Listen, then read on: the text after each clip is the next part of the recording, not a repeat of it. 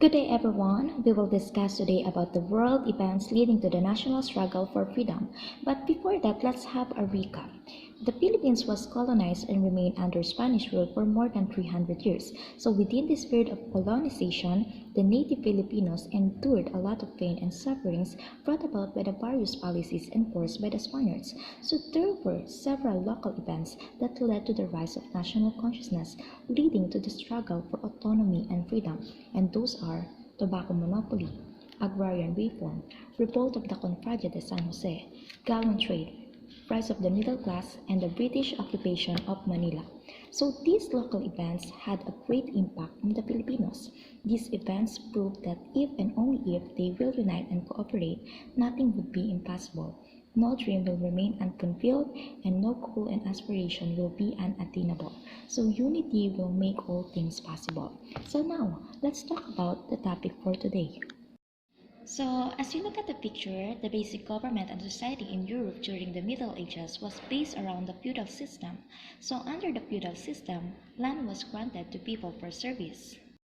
But due to the growth of towns and cities, the feudal system weakened the Europe, so the agricultural land were not fertile anymore, and because of this, the economy of Europe underwent a drastic change.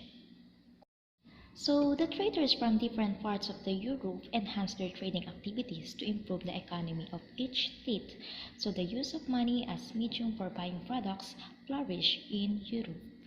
Because of that, money was used in buying foods, weapons, garments, raw materials, accessories, and spices, which were discovered during the Crusades. But only the Crusaders were able to taste the different spices which were difficult to buy in Europe, and only the traders from the Venice and Genoa had good relations with the Sultan of Egypt, so they were the ones who had the opportunity to buy the spices which they sold at very high price. And because of that, they could not penetrate the spice trade. The Portuguese and the Spaniards decided to discover other routes to other countries which they can find spices. So an agreement was signed between the capitalists and the government, wherein the capitalists would provide the capital while the government would provide the ships, people, and armed forces to protect the voyagers. So this system is known as the mercantilism. The primary aim of the government of the European states is to accumulate gold and silver. This aim was achieved through the spice trade, which are all beneficial to the colonizers. Mercantilism is a national economic policy that is designed to maximize the exports and minimize the imports of a nation. So, with the part of mercantilism, the Europeans believe that there is a striking relationship between the accumulation of gold and silver with the realization of their goals. So, during this period of mercantilism, the countries in Europe become rich and powerful. And also, the Age of Enlightenment spread during the 18th century to Germany, France, Britain, Italy, Spain, Portugal, and other countries in Europe. So it promoted truth as the primary source of power.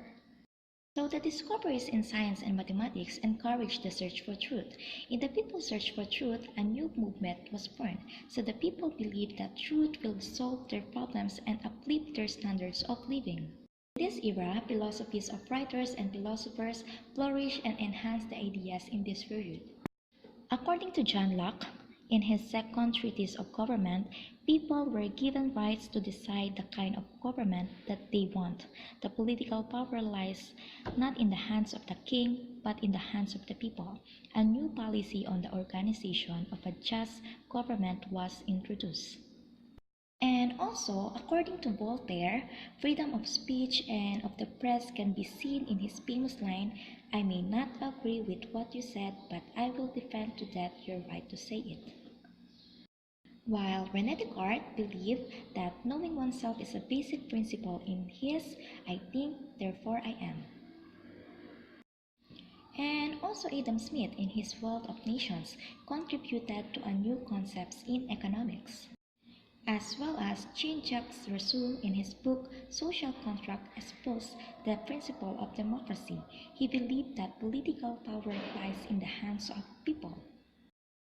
In his book Crime and Punishment, Cesare Beccaria condemned the use of death penalty as punishment for crimes. With that, the liberal ideas of the Age of Enlightenment opened the eyes and awakened the minds of the Filipinos to their real conditions, so it became clear to them that they should act, unite, and fight for free themselves from their hardships and misery and savor the sweet taste of freedom.